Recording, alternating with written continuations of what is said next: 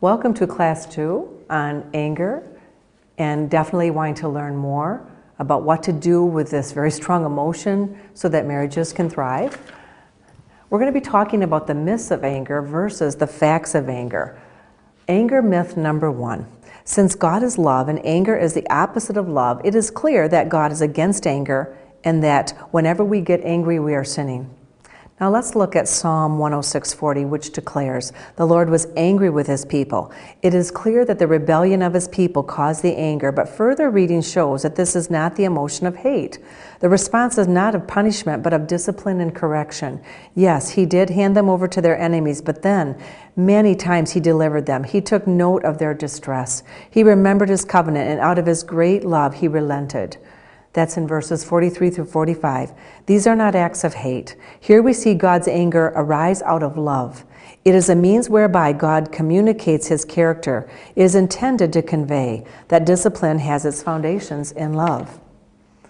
How about anger fact? Another anger fact. God is love. And this is not a myth. This is a fact.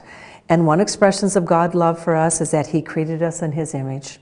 Since God is emotions, we have emotions, including anger. Our anger, like God's, can be motivated by love. Getting angry is not a sin. We can choose our expression of anger. God is glorified, and we are healthier and happier when we choose to express the emotion of anger in healthy and constructive ways. When I think about having anger, and if it truly could have a base for being healthy, I remember when my first granddaughter was born, and my daughter was exhausted. The baby wasn't sleeping very well, so as a good mama and grandmama, I decided to spend a couple of evenings with her and stay overnight. She was breastfeeding the baby and was being woken up every couple of hours and was just beyond tired. She was very firm going to bed one night that she wanted to make sure that I would wake her up when the baby awoke because she wanted to feed the baby. Now there was some breast milk in a bottle in the refrigerator, and I ended up thinking about how tired my daughter was, and when the baby woke up, made a decision to not wake up my daughter, that I would just take care of it so that she could sleep longer. All of a sudden, about halfway through the feeding and the baby, my little granddaughter was doing fine, my daughter woke up, came out into the living room and was furious.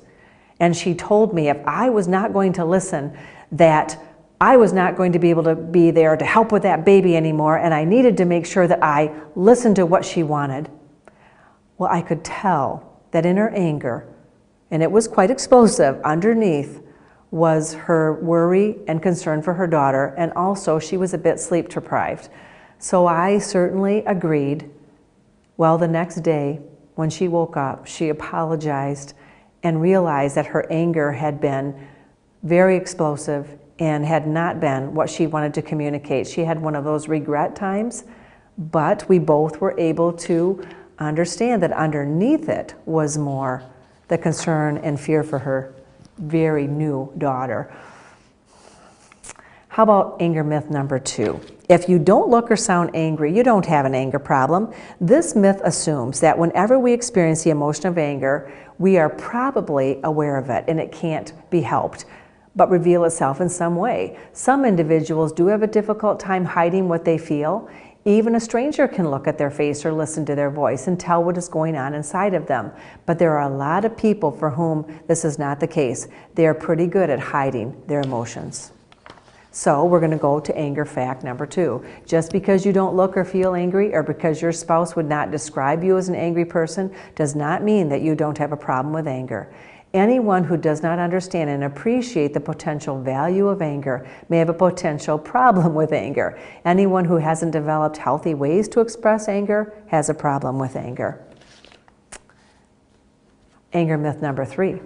Anger always leads to some sort of violence, and therefore it is never good to be angry. This myth can often be believed if a spouse was raised in a family where anger and violence existed together. An alcohol issue for a parent can create this belief system. This could be from a father that would beat the mother or the child because the father was an alcoholic. Being raised like that could have propensity to have learned that type of behavior, but it is not an absolute. In fact, I have watched many folks and in their marriages come to terms with issues from their past where anger was used in a destructive way, and with therapy and with the guidance of the Lord God, change that possibility of ever happening in their own marriage. Anger fact number 3. Anger, for the most part, does not lead to violence or physical altercation. Healthy anger would not allow for this type of interaction, especially when it is the love of your life, your spouse, and the gift of your children. And that is so good to know.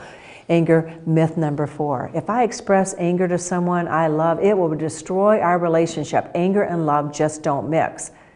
Well, let's look at the fact. By not being in touch with and communicating the root source of anger to your spouse, they are not allowed to understand your hurts and frustrations. If you are aware of the experience of anger and choose to express to your spouse in a healthy way, it can be used of God to increase mutual understanding and help strengthen and enrich the marriage relationship. Anger myth number 5. Spiritual people don't get angry. Spiritual people love. Spiritual people are compassionate. Spiritual people are concerned. Spiritual people can be discouraged. Spiritual people experience hurt, frustration, and fear. Spiritual people experience anger. Experience the emotion of anger has nothing to do with being naughty or nice, unspiritual or spiritual, immature or mature. But when we talk about how we choose to express the emotion of anger, that's a different story. We can be irresponsible and allow the emotion of anger to control us and express that anger in cruel and violent ways. We can also be wise and not let the emotion of anger control us, but choose to express that anger in healthy and positive ways. And that, again, is the goal. Anger fact number 5. Anger is a fact of life. Everyone experiences anger. Smart people choose to understand their experience of anger. Healthy people choose to express anger in constructive ways. Anger myth number 6. The best way to deal with anger is to ignore it. If you ignore anger, it will go away. I think of a couple that came to my practice, and she was so frustrated because there always was this sense that her husband was angry, but he would tell her, "No, I'm fine. No, everything's good." And every time she would hear that phrase, "everything's good," it would just make her so upset because there was a sense by his body language and also by other things that he said that there was anger. Well, come to find out, this man in his childhood had had a brother that had abused him in a number of ways, verbally, physically, sexually. And he very much was made to obey his brother. The brother was older, and to be told, if you ever say one word about any of this or how you feel, this is even going to be worse. And there were some horrible things that were done. He learned at a very early age to not talk about his emotions, to not share his feelings, and that came into the relationship. So it is truly a myth. It is not healthier to deal with anger and to ignore it. He ended up being actually quite angry at that brother, and that was a few therapy sessions to help him deal with that, and ultimately it helped him deal with his marriage as well. Issues of anger in the marriage.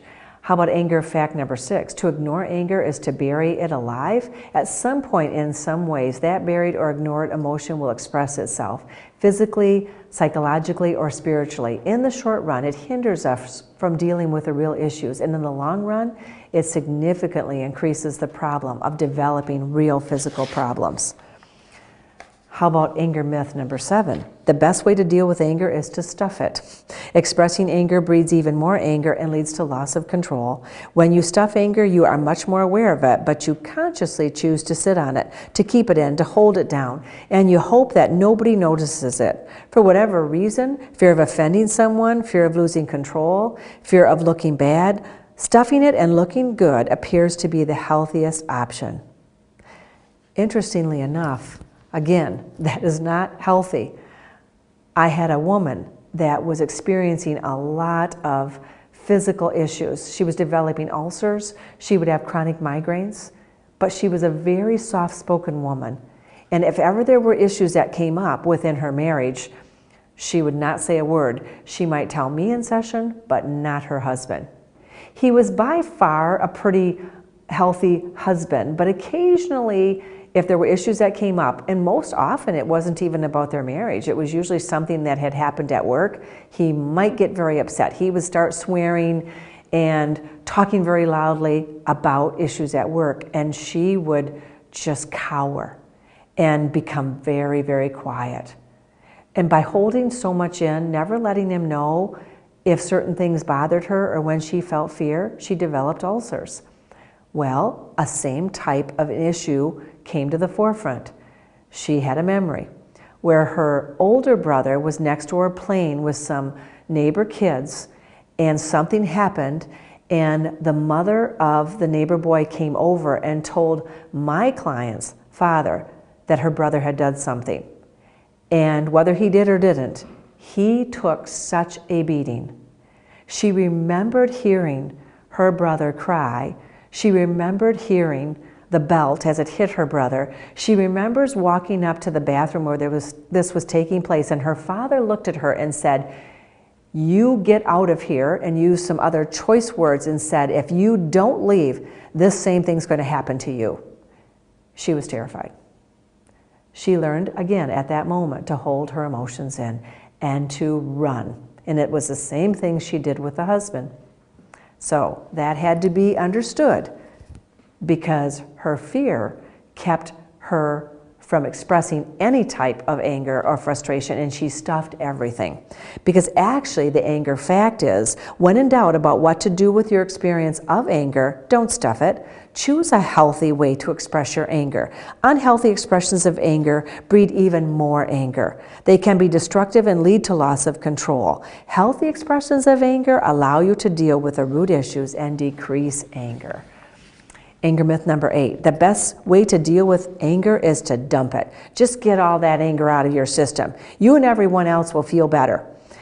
Now, there's much evidence and research to suggest that dumping does not decrease anger, but it can freeze a hostile disposition.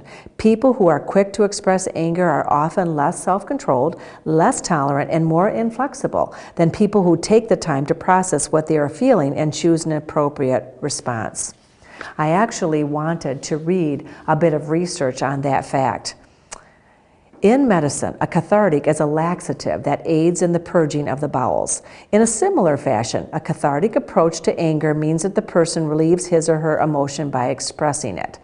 Sometimes in the area of profession that I am in, there were times I had taken some classes, and this was years ago, and they encouraged to help a client come in touch with their anger, have them maybe get a plastic baseball bat and go out and just rail on a tree, have them scream into a pillow, have them throw something at a dartboard, have them tear up a bunch of magazines or something like that, and just express the anger, have a cathartic reaction.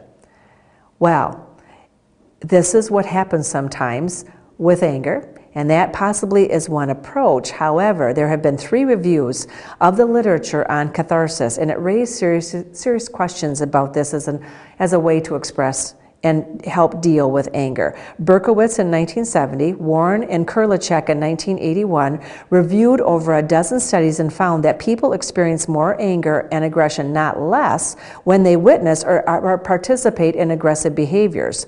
Lewis and Bircher in 1992 drew similar conclusions and added that catharsis also runs the risk of people seeing themselves as helpless victims, thus preventing them from dealing with anger in a helpful manner. These studies suggest that at best, catharsis does not reduce anger, and at worst, it may even intensify it.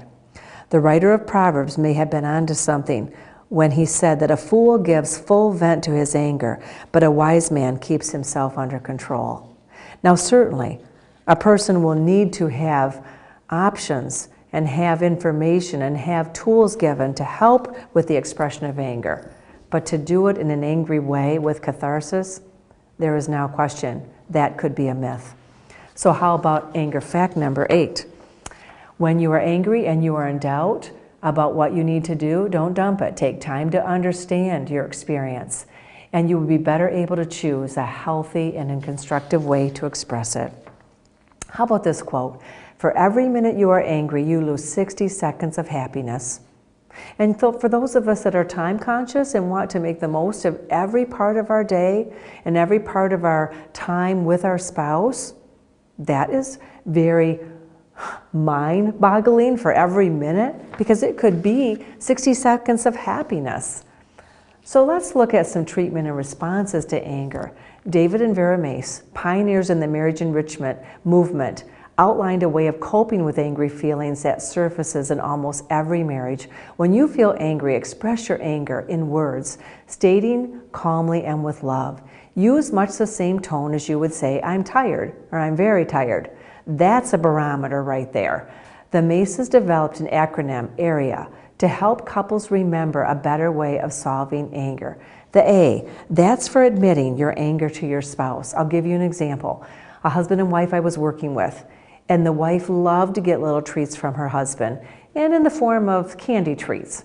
Well, she found out that he often was picking up candy from the store and bringing it to work and sharing it with some of his other female colleagues at his work.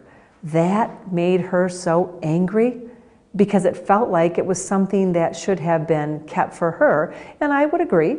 I wanted that to be kept more for his wife, but in telling her husband, she got super angry and did not do it with more of a calm tone and did not do it with a healthy, constructive way with words. So how about R? It's a desire to restrain your anger and not let it get out of hand by blaming or belittling. Actually, when this wife talked to her husband about bringing the candy to work, she called him stupid. And that was very belittling. So an R is to restrain from using those kind of words and that kind of anger. How about E? It stands for explaining in a very calm manner why you are angry. When the wife finally got in touch with this, she realized that she wanted to have that happen for her. She felt precious. She felt cherished when her husband would bring home little treats for her. And knowing that also treats were brought to work undermined that feeling for her. And her husband received that because he could hear her heart. And he could hear that that did bother her, and he didn't want her to feel not cherished. The A stands for an action plan or doing something about the cause of the anger.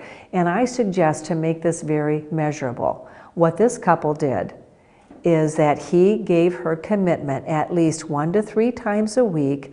He would bring her home a little treat, and he also gave her a commitment that he would no longer bring those treats to work. It was very measurable, and he absolutely did keep his word. And they used the AREA treatment from Donald and Vera Mace. If anger is handled this way, using a calm approach to identify the cause of the anger and what can be done about it, couples usually find the anger was based on a misunderstanding or misinterpreted with words or deeds. Couples may also find out that one partner was pushed beyond a level of tolerance. All these things can be solved if approached in a calm manner. Every day, you will get many chances to become angry. For instance, a driver may cut off in front of your car on the way to work. Someone might criticize you. Another person does not return your call. All of these are anger invitations. You could accept every one, in which case you will be angry all of the time. The key is to ignore the less important invitations. You have to separate what is merely annoying from what is really serious. Some more practical helps for healthy anger. This comes from a book, The Dance of Anger by Dr. Harriet Lerner, and it lists 12 do and don'ts of dealing with conflict. Do speak up when an issue is important to you. Don't strike while the iron is hot. Do take time to think about the problem and to clarify your position. And in clarifying your position, that definitely could be a time to go and seek the Lord. Often, when in our anger, we will say something that we will regret later. If you have a sense that you want to say what you are angry about in the healthiest way possible, with the best choice of words, thinking about this and clarifying by going to the Lord God in prayer could be very, very helpful. Don't use below-the-belt tactics. Do speak in I language, and don't make vague requests. Do try to appreciate the fact that people are different. Don't participate in intellectual arguments that go nowhere. Do recognize that each person is responsible for his or her own behavior, and don't tell another person what he or she thinks or feels or should think or feel. Do try to avoid speaking through a third party. It is much better to be face-to-face. And don't expect change to come from hit-and-run confrontation. I will say though, with number 11, I recommend talking one-on-one with your spouse, but if it does reach an impasse, that is why a counselor office is needed or a pastor. I also want to have you be aware that there will be a PDF Word document that you can go to. It is at the end of this class number 2 on anger. It is called Practicing Anger Management, and it actually has a little worksheet that can be given to your couple or at least one of your couple. But it is often interesting when I give these handouts to be used to have both of the couples fill them out. It will, like any other skill, help manage anger, and it will help to bring practice to managing anger and give ideas for what to do next time anger comes and what approaches to take. So please use this when it is helpful for the folks that you are working with.